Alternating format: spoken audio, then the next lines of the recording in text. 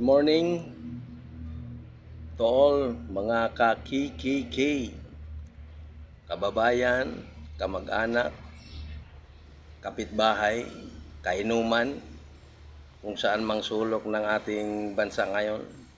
Dahil Independence Day, happy celebration sa Independence Day sa mga nag-celebrate ngayon.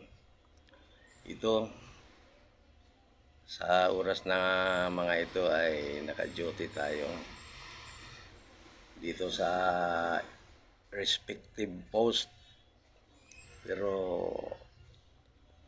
nagtataka ako sa sarili ko dahil hindi pa ako inaantok dahil pala hindi ko pa naisuot ang aking uniform, kaya buhay na buhay pa ako sa mga oras na ito. Mga ka-KKK, sana malaya na tayo sa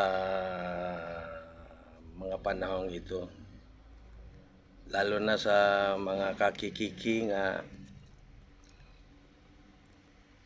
hinigpitan sa kanilang mga asawa-asawa. Sana malaya na tayo sa kanila.